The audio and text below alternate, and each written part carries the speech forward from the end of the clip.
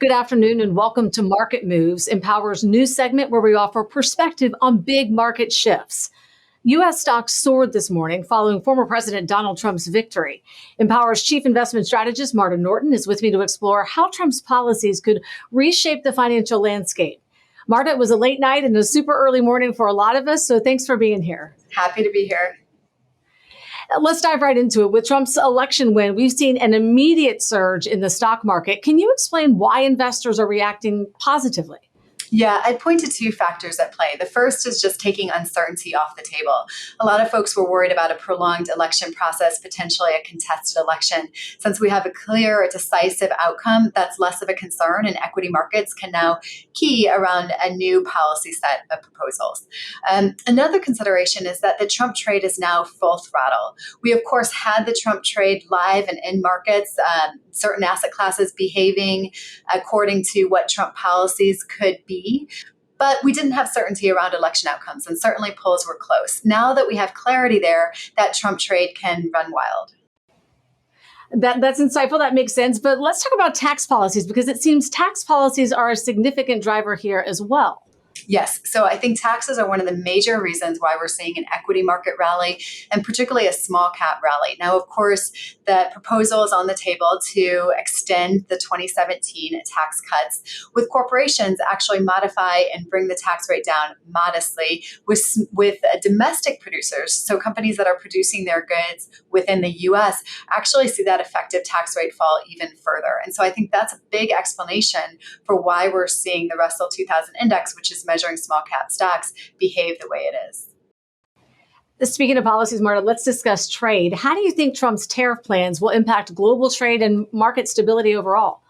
Yeah, so the trade question is an interesting one because as we speak about tariffs, it's not the same pro-economic growth element that we see on the tax side. In fact, if you take a look at economic research around tariffs, there's a lot of questions on whether it really helps the industries it's meant to protect, what its impact is on economic growth, largely expecting that to be less positive, and of course, the concern around stoking inflationary concerns. Now, we don't know the specifics around the tariff policy. We don't know if the big numbers that are being thrown out or that were thrown out on the campaign trail actually will be enacted or whether they're negotiating tactics. But what we do know is that concerns around inflation are potentially pushing the longer end of the yield curve higher.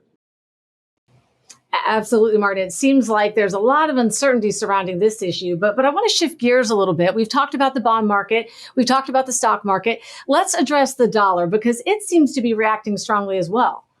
Yeah, super interesting on the dollar. What we're seeing is dollar strength. And of course, that was part of the Trump trade bucket that we saw prior to the election. It's extending post-election.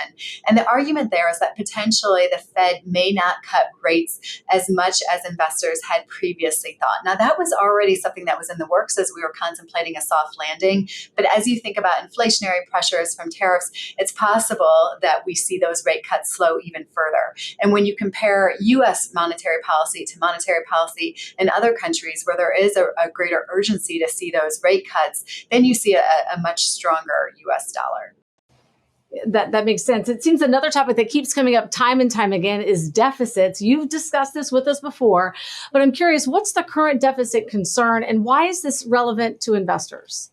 Well, it's a great question. It's top of mind for a lot of people. And to be fair, when you look at what the Trump campaign was saying, what the Harris campaign was saying, there wasn't a real consideration or concern on the deficit side throughout the campaign season. In fact, Wall Street analysts were suggesting that the deficit was going to rise both under a Harris administration and under a Trump administration, but much more so on a Trump administration. And think about it, we've gotten a lot of specifics on the tax cutting side, but fewer specifics on cutting spending. And that's just a difficult mathematical problem.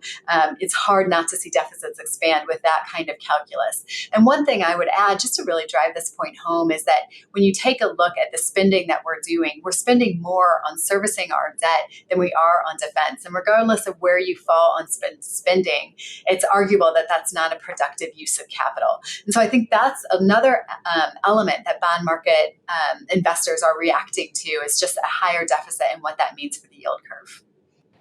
Yeah, and I think regardless of political affiliation, we have to remember to keep our emotions in check and stay informed. Great insights as always, Marta. Thank you so much. And thanks to all of you for joining us for Market Moves. We're going to be back tomorrow to analyze the Federal Reserve's latest decision on interest rates. Have a great rest of your day, and we'll see you back here tomorrow.